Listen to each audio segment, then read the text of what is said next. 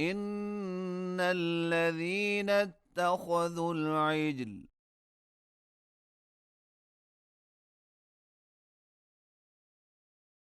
سينالهم غضب من ربهم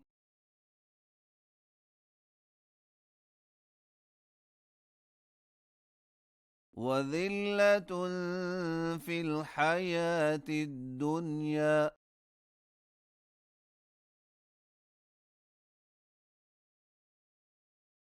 وكذلك نجزي المفترين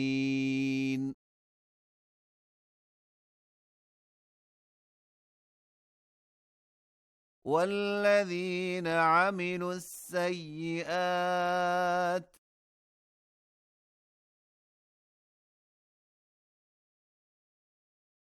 ثم تابوا من بعدها وآمنوا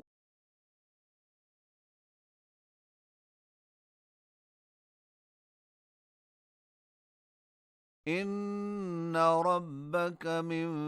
بعدها لغفور رحيم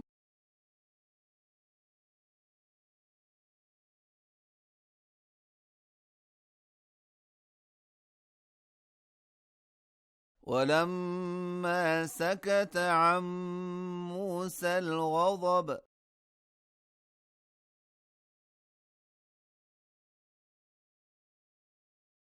أخذ الألواح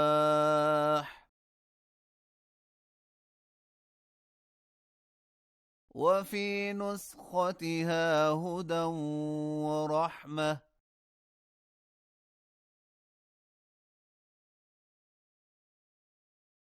للذين هم لربهم يرهبون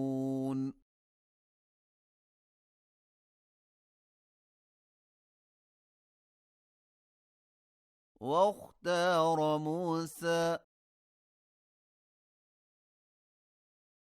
قومه 70 رجلا لميقاتنا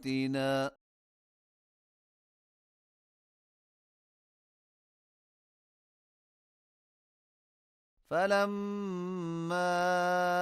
أخذتهم الرجفة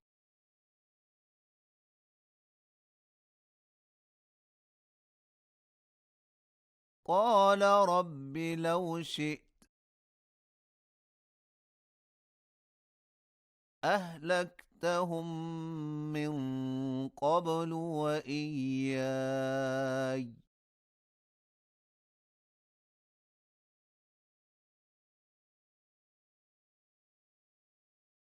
أتهلكنا بما فعل السفهاء منا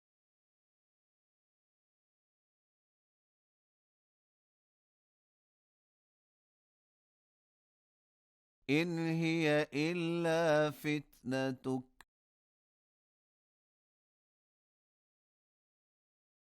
تضل بها من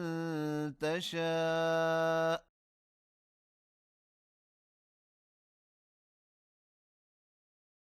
وتهدي من تشاء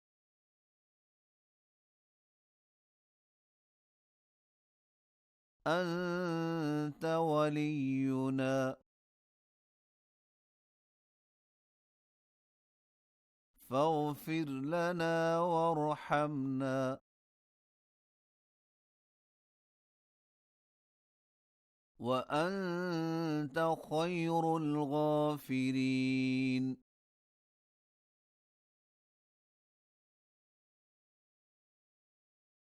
واكتب لنا في هذه الدنيا حسنة وفي الآخرة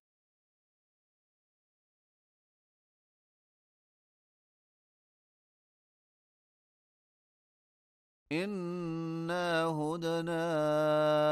إليك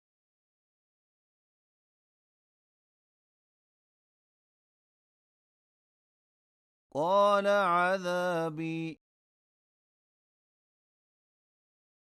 أصيب به من أشاء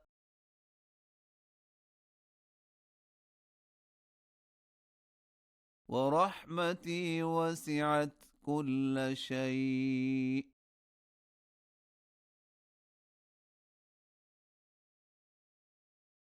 فسأكتبها للذين يتقون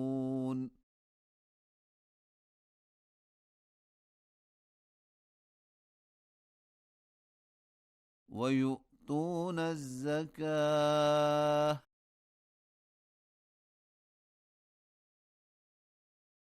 والذين هم بآياتنا يؤمنون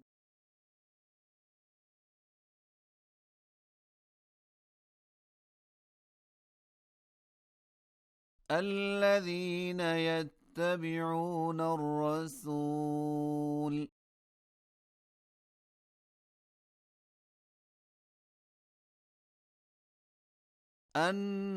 النبي الأمي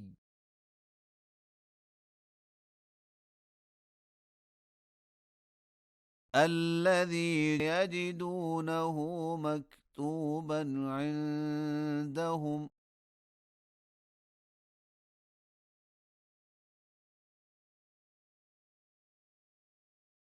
في التوراة والإنجيل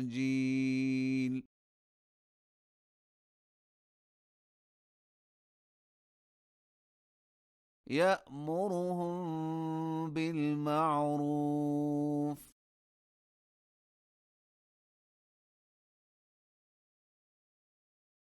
وينهاهم عن المنكر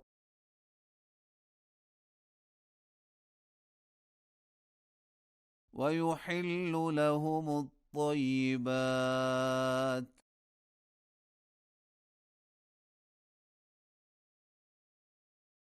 ويحرم عليهم الخبائث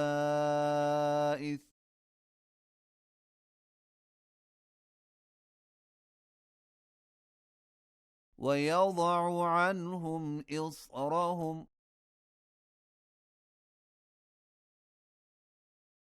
والأغلال التي كانت عليهم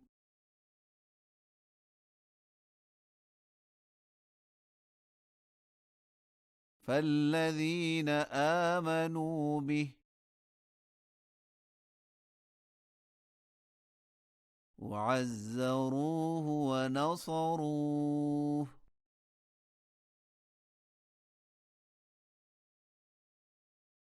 واتبعوا النور الذي أنزل معه